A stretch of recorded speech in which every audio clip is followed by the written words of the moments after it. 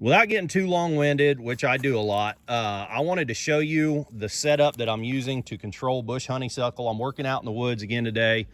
We did a forestry mulching project. We rented a mulcher for a month. We did 21 acres of all the understory. This a year and a half ago, this would have been a honeysuckle thicket, and you would not have been able to look through here and see more than, I could have probably seen that tree, but I wouldn't have seen the tree behind it. It was just a dense cover of bush honeysuckle. So we ran the forestry mulcher through here. Then everything that you forestry mulch, this is what a lot of those guys won't tell you. I can't find anybody that would tell me this. Everything that you cut down, that bush honeysuckle will resprout. So then this year, we came through here and we had to spray everything again. I mean, we sprayed every square inch of those 21 acres again. And now what I'm doing is I'm going through after we sprayed it and we did a good job. You can see those little sticks sticking up there. That was a resprout that died. So that would have been sprayed early this summer. There's another little resprout that died.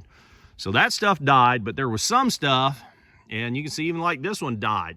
But there's some stuff that was up in tight close to the trees, and it's a give and take situation when you're running that forestry mulcher.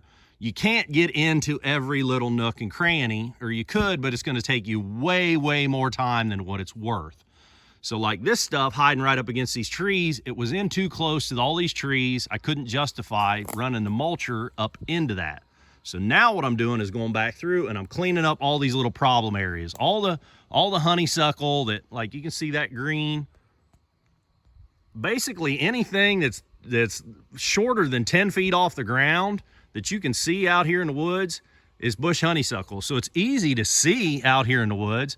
I've actually got a good bit of it cleaned up back in through there, but I wanted to show you my rig. So this is a weed eater. It's a standard circular saw blade that I'm using there.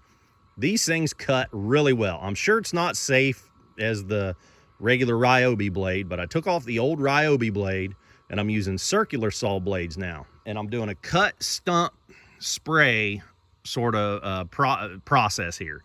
I'm also wearing, you can see the wand laying there because I got everything on the ground. I'm also wearing, I don't know how well you can see it, but I'm wearing a little backpack sprayer that I reviewed. I think I got that review on a couple weeks ago here on YouTube. It's a $60 or $80 backpack that I got off Amazon. And what I do is, now again, I don't have the GoPro or anything, so I can't really show you as I'm doing it, but I'm holding the machine with my left hand.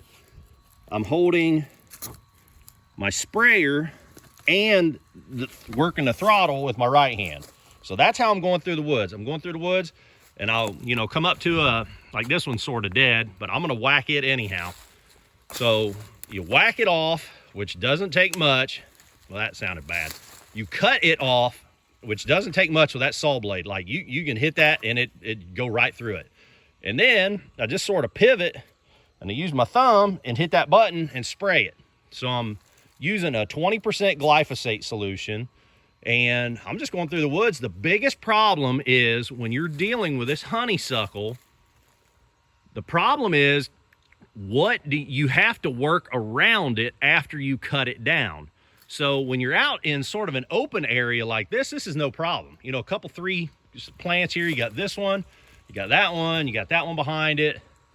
That's no problem, because when you cut that, it's gonna fall. And you can see how this stuff is all twisted. The way it grows, it just makes a mess when it falls. So it falls and then you have to walk around it or work around it. And out here in the open, just 1 or 2 plants is no problem. But when you get into a really thick area, which I had some, and again, I've been playing this game for a couple of weeks back here, so I'm just about done. I'll probably finish up today.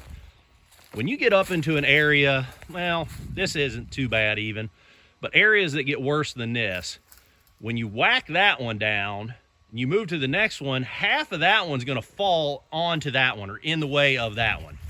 And then everything that falls that you have to work through is pulling at you and scratching you and poking you. So when you get into a heavier, denser area, it's hard to work through all the stuff once it's cut. So I'll sort of walk into an area, like I'll go get that back one, and then I'll back out and I'll hit that one on my way out and hit that one on my way out. And I'll just pull out of this area, walk down the edge here, and then sort of work back in. The technique to this, I haven't found a great technique, but I don't think there is one. That is why the forestry mulching works so well to open an area up for bush honeysuckle, because the mulcher gets rid of it. You can just walk on it. It just turns into chips. But the stuff, if you don't mulch it, it just accumulates and makes such a mess.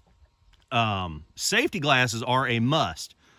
Not even so much as working with the weed eater or whatever. I mean, of course, anytime I use any kind of trimmer, I'm wearing safety glasses.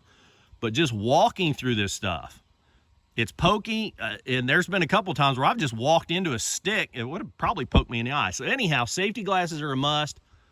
I'm gonna go ahead and hit this little area right here so you can see what we've got going on here. We've got, that's bush honeysuckle, that's bush honeysuckle. You got those two little clumps out there.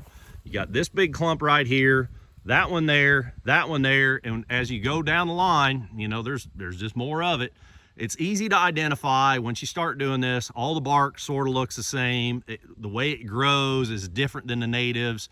And depending on the time of the year you're working, you know, it might be the only green thing out here in the forest. So I just whacked this little patch real quick here, and just to give you an idea of sort of what it looks like after the fact. You know, if you didn't know, you'd think it's, you know, from a distance, it looks like it's still growing. It's green, it's still standing up. You know, this one here is real tall. This one's laying down, so that's why it gets confusing when you're walking through the woods. But I wanted to show you, this stuff is pretty easy. This size is still pretty easy. And this is, I mean, there's my hand for comparison. This one's about probably 2 inches across. That one, about the same. You can cut down stuff. Unfortunately, we've got some big stuff here, and I've cut some in the last few days that, the biggest ones are probably 5 inches in diameter. You just sort of ring all the way around them with your machine, and then push it, pull it, and crack it off.